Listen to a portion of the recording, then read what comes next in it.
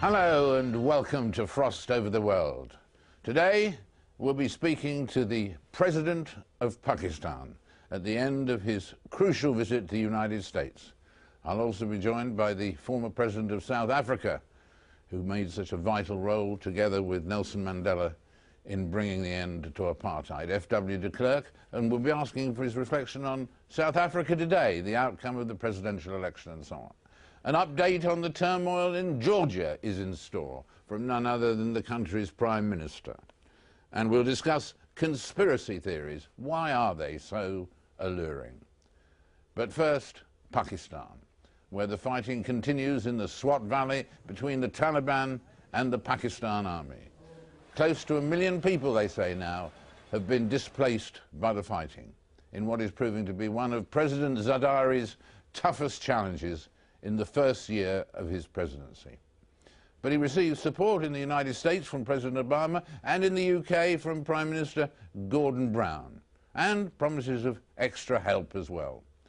I spoke to him in London in the only television interview he gave during his visit. We discussed many issues, as you'll see, but we started off by talking about his late wife, Benazir Bhutto, assassinated in Pakistan 18 months ago, whose picture he naturally takes with him wherever he travels. Mr. President, it's so good to see you again. So good to see you. And behind you, the flag and that beautiful, beautiful photograph of Benazir. Yes.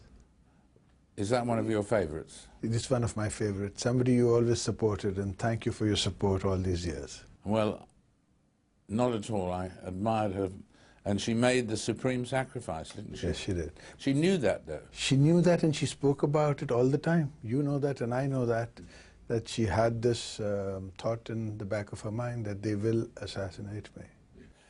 You said there was always there was a sadness in her eyes on occasion, yes? Yeah. I was just telling another gentleman that all her life, when I lived with her, I could not bring it up to me that please try and lay down your,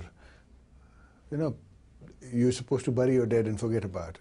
Because she didn't get a chance to bury her father. That pain she always carried. But then she converted that pain into strength. This is something I learned after I lost her. I didn't know there was a strength in pain. I had no idea that you could use the pain, the force of pain, and convert it into an energy to fight.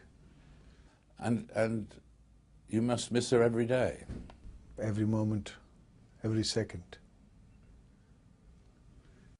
I'm so glad we started there, because it's such an important part of your life and people's lives, and the lives of people of Pakistan too. Coming on to the business you have to deal with all the time. How long in this current crisis in the Valley of Swat, how long do you think it'll take you to expel or eliminate the Taliban from the Swat Valley? How long will it take? Not very, very long, but it's a fight. It's a fight. They're well entrenched, and they're paid very well. They paid $60 a day to fight us. That's the wages that the Taliban pay their... Where do they get the money from? That's the million-dollar question. Yeah. And I keep asking the world and telling the world about it. Where are they getting the money from? Please, let's get behind where are they getting the money from. And it's a real fight, as you say, and just in the last 24 hours they've threatened the politicians in the Swat Valley, haven't they? They said either resign or within 3 days, or you will be attacked and possibly killed. I mean, that's... the politicians, which are, all the Swat Valley politicians are basically PPP. We've won the valley. Your party? Yeah, my party. So they've been under threat from the beginning. They're always under threat. The democracy is their worst enemy. So they've always wanted to, and they've always threatened us, and we've lived with that threat. Who is the greater threat to you and to Pakistan, to the nation? between the Taliban and Al-Qaeda? I think you can't differentiate the two. They're the same flip of the same coin. One is known as Al-Qaeda, one is known as Taliban.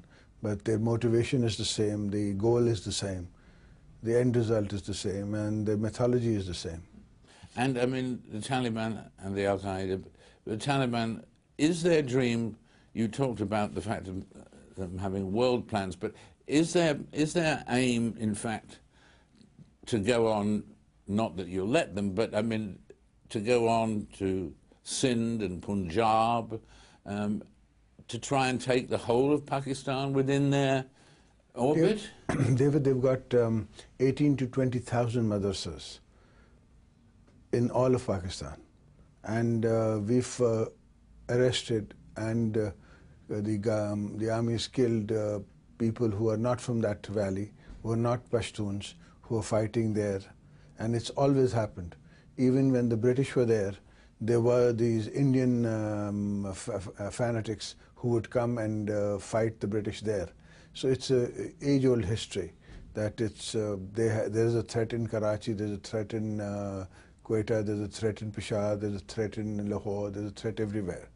It's just a question of, in the settled areas, they come and attack and leave. Here, they come because there is no settled police, there is no constant supervision of law. It's more like the ungoverned areas where we haven't originally had governance per se. But Swat did have. Swat, not enough. This war needs much more attention. We need 15,000, for instance, police soldiers settled in Swat to be able to keep it, hold the place after the battle is over. And is there any danger that the insurgents, this whole group, the Taliban and Al-Qaeda, could ever really threaten the country? I mean, people talk about it being a threat to Pakistan, but I mean, is it a serious threat? It is a serious threat, and I don't think the world should take it lightly. It's a serious threat. I lost my wife to it, and we've lost thousands of soldiers to this threat. We've lost thousands of civilians to it. And then they've managed to have an influence on our way of life. And that is a threat, because they're conducting a war of the mind, a war of the physical sort. And the fact that they're forcing us to change our way of life is, as it is, a threat. And in what you've been doing, do you think, in retrospect, that peace agreement in the Swat Valley and the traditional Islamic law of Sharia being allowed, in retrospect, was that a mistake, do you think? I don't think I'll send you a copy of the law. It was never a Sharia law. That was what they were selling to their... Oh, I see. And see, Sufi Muhammad was selling it to his constituents as Sharia law, but that was not what we'd agreed to. It was not supposed to be Sharia law. It was supposed to be quick justice. And I think it was a good thing to do that. That gave political ownership, because although this region comes directly under the president's domain, but as a politician I sent it to the parliament to get political ownership of this decision, and I took the parliament with me. So now the parliament is standing behind us when we go into this in this war, and the whole country is with us. What about the situation that we read a lot about nuclear weapons, nuclear plants, nuclear missiles and so on, and are they in safe hands? And David, all the people in the world who need to know about such things are always in touch with each other. Yeah. You know, our command and control system has counter-command and control system dialogues with the world, and they know about each other. So it's something which is very sophisticated, very well looked after, and it's not for them to get hold of. It's not possible. Well, I've talked to a number of people about this, and they say that in the short term, you know, that a rogue group like Taliban or someone like that could never, indeed, the nuclear weapons in the short term are safe, you know, but they would only be dangerous if another regime took over in Pakistan altogether. But that would be in the medium or long term. In the short term, It's safe. No, and democracy is what we've negotiated with the world and promised the world that is part of the answer, and is part of the answer to this issue, to this problem. And democracy is taking root, and democracy will deliver. Democracy, you really think will deliver? Because Yes. So many people are gloomy about the prospects, aren't they? But They you always think are. it'll deliver? They're always pessimists in life, as you know and I know. But you have to be an optimist, and you must remember, it's only, I'm not even 8 months old as the president. So it will deliver. Give us 5 years of peace, give us 5 years of the kind of support that we ask for. Because obviously it is our land, it is our country, we know the solution to the problems, and support us as we ask for the support, and you will see it deliver. And in fact, you've said, as I read, in the United States, you've been saying to the United States that you, because it is your land and so on, that you feel that the drones should be within your control, not the US control. Yeah. Exactly. It should be. Why is it a secret? It's not the most secret weapon in the world. The whole world has it. Whoever needs them can make them. So why not give them to us to be a part of our police weapon? Not even our army weapon, part of a police weapon. So we can go and do the job ourselves and then take responsibility of what we do. It's like if the British police does something, it's considered a police act, and the people of Britain stand behind the police action.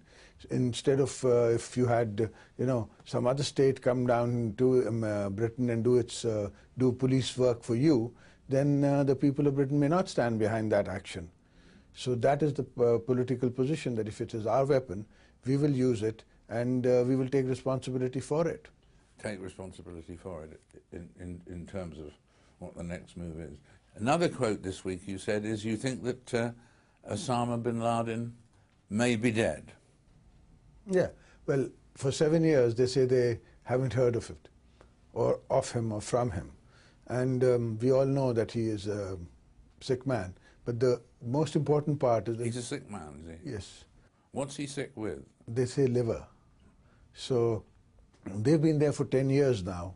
They have all sorts of modern technology, weapons, etc. And they've been, today's era, Uncle Sam is sitting in the orbit. He's out of space. They have the satellite and home into anywhere, like you and me talking today. They can hear us talk. So if they haven't been able to find him in 10 years, then I don't see where he is. Don't see where he is now. The Americans have made promises in your trip to Washington in terms of support and money and so on and so forth. What did they ask of you in return? No, they just asked of me that I stand in the position I am standing, which I am originally standing, and they took a more understanding of me. Like, it's strange, David, you and me, we've never really talked. We've met many occasions. We've said, hello, how are you? But you don't know me. And that is the same issue in America, that they knew her. They didn't really know me. So I think it was a very fruitful interaction on the Hill and in the Senate and in the Congress and everywhere. Now they know me. They'd met me, but then obviously didn't know me properly. Right. So they wanted to be assured that they have somebody who is responsible enough and understands the situation. And I think that's credit goes to Richard Holbrooke, who is a great find. And I thank the Obama administration and especially Mrs. Clinton for the appointment of Holbrooke as a special envoy. He brings great strength to this situation, and may God give him the strength to keep working. You think he can really have a good impact? Oh, it's a sea change. It's a sea change. I ring him up and he's immediately into the White House, and he's immediately with the State Department, Secretary of State. In the old days, I had to go through the ambassador, and then, there are 5 steps to get to one person. In his case, it's just one window operation. So that brings a great strength to the situation. When you read all these articles about, oh dear, and the opinion polls say this and all of that and so on, does that depress you on occasions? No, I'm a politician. You take difficult decisions in the beginning of your tenure, and you allow the polls to go down so that you can deliver. Like the IMF is not the most wanted or most loved situation to go into. I went into it knowing fully well that, of course, it will have an effect on my popularity and the popularity of my party at the moment. But then in the long term, when the time is right for us to go for the polls, it will help. At the moment, the IMF has come up with a very positive report, which will not help my polls, but it will help me get strength from the people that we need strength for this, for the beginning of our term. That's right, and polls take time, and in the middle term and so on. But I mean, in fact, I suppose that, do you regret that you procrastinated as long as you did over the question of the bringing back the judges? Because that's really what gave Nawaz Sharif his leap in the polls to 70%, wasn't it, really? I mean, in a way, you did it for him. Well, it's always good to have two-party system, and sometimes it helps to have him as an opponent, but that's besides the point. The only time I could have appointed, or we could have appointed, the government could have appointed a judge was this time when the last judge finished his tenure. We couldn't have done it earlier. Could you ever see forming again a sort of coalition with the Nawaz Sharif party again, as you did originally when you became president? We are already. Is it possible? Nothing is impossible in politics, but we are already with him in the Punjab. Our government was restored, so we were part of the government, and we've decided to stay in government in the Punjab. So we are sharing government in the Punjab with him at the moment, and everything is possible in politics. Would you say that Pakistan is at the moment is stable, unstable, or half and half? I would say Pakistan is stable, but there are weaknesses in our systems where institutions have become weak. Because, David, I would like to appeal from your forum, in fact from your show, to the world to look at Pakistan, that we've been in a geostrategic position which could have been more advantageous to us commercially if we were not partners of the world in this war against the Soviets for the last 40 years. After all, only you and me remember that the U-2 took off from Peshawar, and the fact that that has been having an effect on our country, and the fact that heroin was evolved in Afghanistan for a purpose of maybe using it as a war weapon against the Soviets, but it's left behind a legacy which is a $5 billion heroin trade going on in Afghanistan, which is more than my army and my police budget.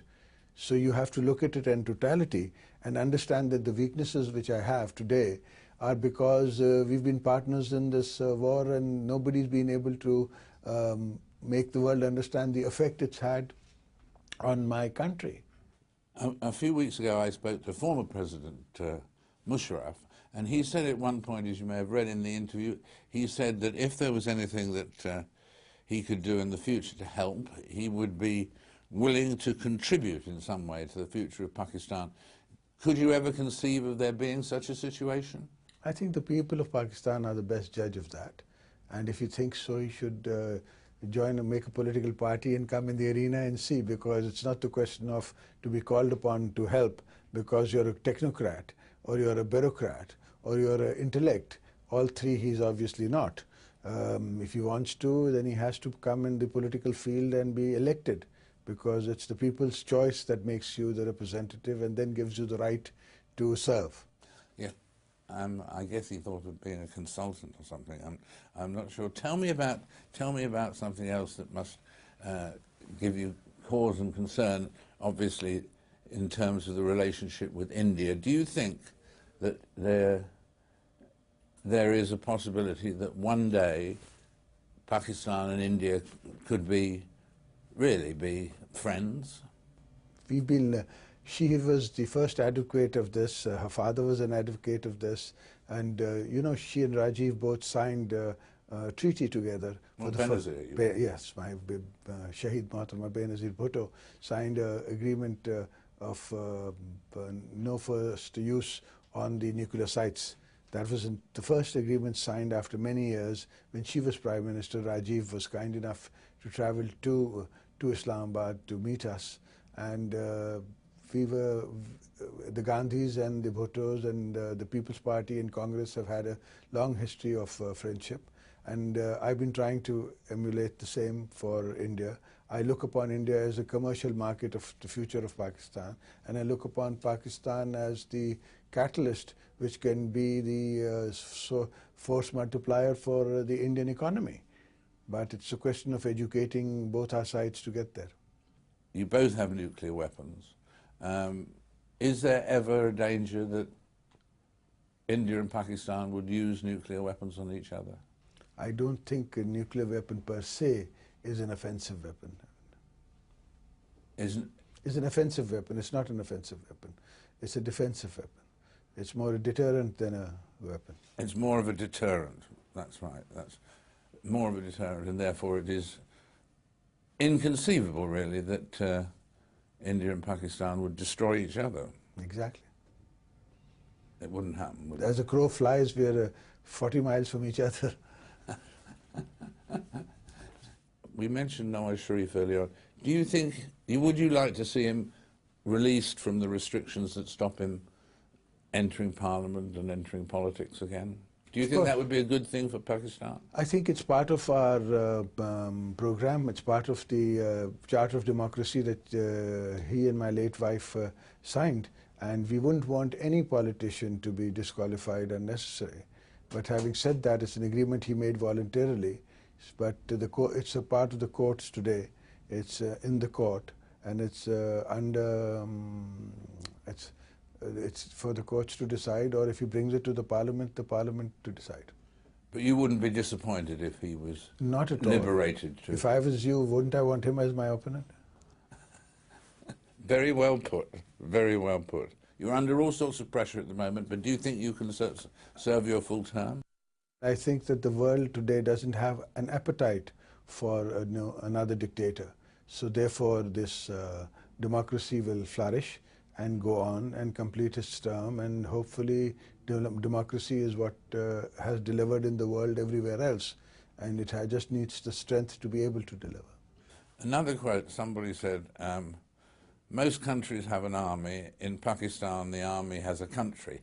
I mean, because of the power of the army. Do you have any fears about the power of the army today, or do you think the army has made an epoch-making decision that no longer will it involve in politics? I think the circumstances are such that everybody's come to realize that this war cannot be won without the political ownership. So the army knows that they have hurt themselves in the past by being allowed to be used politically, and they've come to a conscious decision of responsible decision of staying just the army. And to answer your first question, it is a very large institution.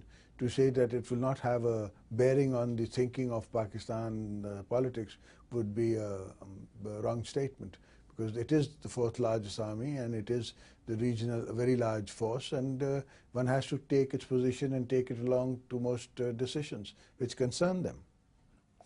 And people say, Mr. President, in terms of the future, that the greatest challenge for the leader of Pakistan is to bring a real unity, whether all their conflicting interests and competing factions and so on, and that somehow, with 180 million people, as you just said, somehow Pakistan needs a greater unity, and really the only person who can do that is the President. That's a hell of a task. Yes, I would agree with that statement. It is definitely one of my responsibilities to bring the country together and unite it on these situations, and the Parliament and our Prime Minister on behalf of the PPP and on my behalf is doing the same. So we have that thought in mind, and we agree with it.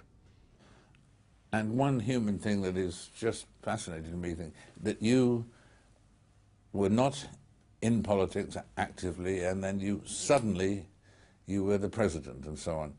Did it take some getting used to? I mean, does politics take getting used to? I think any job takes getting used to, and I'm still learning on the job. You're still learning on the job. Learning on the job. Well, we thank you for being with us today. Thank you, David. Thank you so much. Thank you so much. From today's real events to unreal stories about Princess Diana and President Kennedy and Marilyn Monroe. More of that after the news headlines.